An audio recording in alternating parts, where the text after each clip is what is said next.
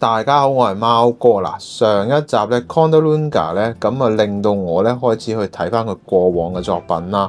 咁啊，亦都買咗另一款特別車啦，就係麥拿倫啦。因為其實過往嘅麥拿倫都出唔少嘅，咁我不如就買部特別啲啦，同埋見佢有折扣嘛。咁我咪買翻嚟睇下，咦有咩感覺咯？咁今次呢一部咧就係765 LT 版本啦。咁啊睇下佢嘅做工以及細節係點樣。咁記得喺影片開始之前咧 CLS 啊。And the English subtitle has now available. Please enable the English subtitle feature. Let's go! 麥拿倫喺2017年咧就發布咗 Super Series 嘅第2代嘅家族成員啦，包括有呢個 720S 啦，仲有 12C 以及 650S 嘅。咁佢哋咧都係以 P1 作為一個參考啦。咁外形方面極具侵略性啦，以及車身得到大量嘅強化之外咧，更加運用咗大量嘅賽車科技啦。咁整個系列嘅之後2年咧，更加出咗720 Spider 嘅。咁呢一部開篷超跑咧，亦都打破咗當時嘅超跑界啦。咁麥拿倫嘅 Super Series 咧，咁喺其後亦都打造咗一部擁有賽車血統以及歷史意義嘅 Longtail 啦。咁喺2021年嘅時期咧，咁啊推出咗第2代啦，亦都為呢一個家族咧增添一員啦。咁765咧就係咁樣去面世啦。咁啊，當時呢部車其實自1997年嘅 F1 GTR Longtail 賽車之後咧，咁其實喺2015年亦都係唯一部咧可以合法公路上揸嘅賽車啦。咁啊，765咧，除咗佢擁有佢當時招牌嘅轉向以及外架，即係車架方面嘅一啲強化啦，亦都係獨家之外啦。咁啊，佢嘅死氣喉方面咧，亦都用上咗鈦合金啦，令佢嘅馬力咧已經去到765匹啦。咁啊，符合翻佢嘅數字啦。咁好啦，我哋又睇下成架車嘅整體結構啦。好啦，大家見到呢一部車啦，咁啊765 LT 咧，咁可以話係佢哋喺整個系列裏邊嘅新科技嘅產物啦。無論喺各方面，車身以及由內到外都得到深度嘅強化啦，完美咁體現到 Longtail 呢個字啦。咁我簡稱佢做 LT 啦。咁整體嘅車身咧，大家會見到非常之貼地嘅，就車身降咗5mm 啦。咁 CM model 咧，今次當然亦都唔少得配有另一套車鈴啦。咁而家有2種唔同嘅姿態風格啦，俾大家睇到啦。咁顏色方面咧，就用上咗類似香煙品牌嘅效果嘅，咁啊非常之特別啦。咁啊光滑嘅質感咧，亦都尚可啦。咁啊紅白嘅顏色非常之鮮豔嘅。嗱鏡頭睇咧就會比較上淺色少少，但係咧喺翻真實嘅我哋肉眼睇咧，就較為鮮紅色、平白色啦。咁啊，大致係咁啦。咁啊，質素都唔錯嘅。咁啊，有一啲細節方面，我哋會由頭講到落尾。我哋先從車頭嘅部分講起。好啦，我哋先從車頭嘅部分講起先啦。第一點咧，整體嘅車頭部分咧，真係非常之有侵略性啦，亦都附有翻當時 P1 嘅一啲基因喺入面嘅。首先，我哋會第一點睇到嘅就係多段式嘅頭泵把連接頭鏟嘅部分啦，非常複雜嘅結構啦。咁 CM model 咧喺呢一個位置咧做得相當之唔錯嘅。大家可以見到咧，車頭嘅位置呈現咗3份式嘅設計啦。咁啊，屈上去嘅部分咧，亦都全部用上碳纖嘅質感啦。而喺側面嘅部分咧，亦都有做翻應該要有個少少嘅凸起嘅部分啦。咁呢一個咧，亦都係令到個空氣動力學咧係有帶走一啲增加下壓力嘅部分啦。第二點當然就係招牌嘅車頭燈組件嘅。咁其實呢個車頭燈組件咧係用上咗分件設計啦。咁水晶質感亦都相當唔錯嘅。咁啊嚟到車頭冚嘅部分啦，當然唔少得嘅就係2個散熱窿嘅部分啦。咁其實咧用上咗全碳纖啦。咁但係如果比而家因為呢款咧屬於較早期嘅產物啦，咁我估佢之後咧可能會用翻好似 Condoleezza 嗰種感覺，就係佢有鏤空嘅設計啊。咁呢啲位置可能遲啲佢會有修正啦。咁其後其實最招牌嘅部分咧，當然就係一個前沙板嘅部分啦。其實係用上一個 logo， 佢哋麥拿倫 logo 形狀嘅一個裝飾型嘅鯊魚片啦。咁啊呢一度你都睇到嘅。咁啊另外啦，仲有一樣最特別嘅地方，亦都有用到呢一個前面嘅地方，我哋話將多餘嘅亂流帶走咧，咁啊呢一個部分咧，亦都有做到一定嘅深度啦，呢個做得相當之唔錯嘅。好啦，咁嚟到車側嘅部分啦，咁其實整體嘅車側部分咧，白色嘅覆蓋面咧，我哋叫做冇任何透底啦，以及咧浸油嘅均勻度啦，非常之好。而且咧，因為其實呢一部車最主要嘅765最前面嘅部分車門部分咧係帶有少少嘅一個深入嘅位置嘅。呢一個位置咧，如果處理得唔好咧，就好易出現一啲輕微積油嘅現象。但 CM Model 咧喺呢個地方乾淨利落，做得相當之唔錯。佢個飽滿感好夠嘅，我自己咁睇，佢個色彩飽和度好夠嘅。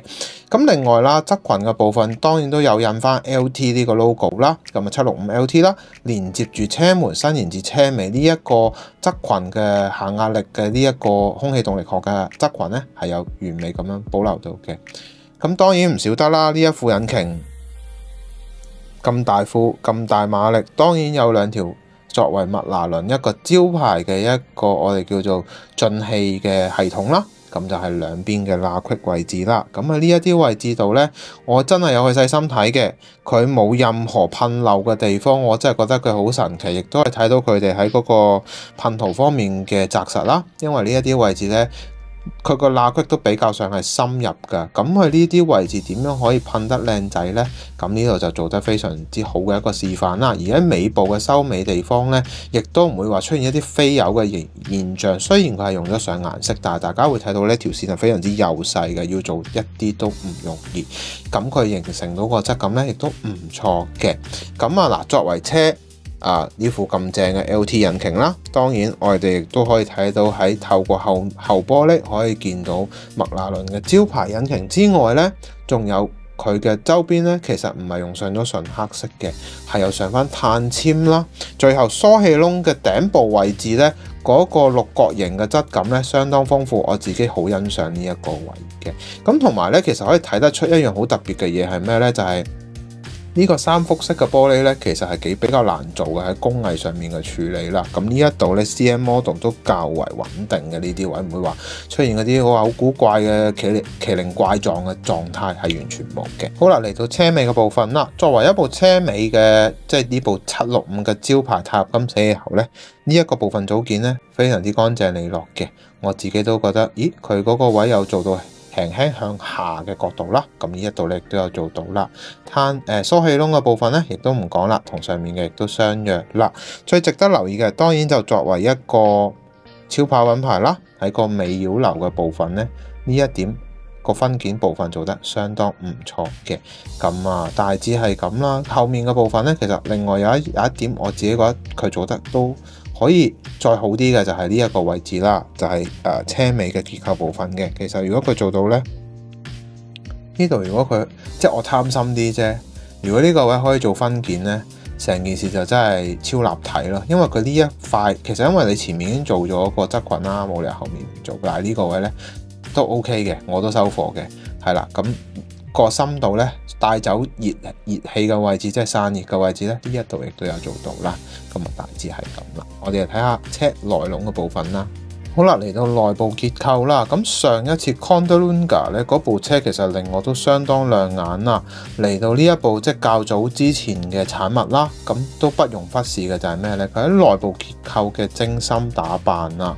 咁首先我第一點好欣賞嘅部分，當然就係中控台嘅位置咧，係有做到一個水貼嘅上色啦。你估無論佢做得清唔清晰都好啦。佢全部俾晒你先啦，第一件事有嘅嘢佢應該係俾晒你咯，即係你要有嘅嘢佢有嘅。咁第二點呢，值得留意嘅當然就係喺個座位啦，呢兩張筒椅我就唔多講啦。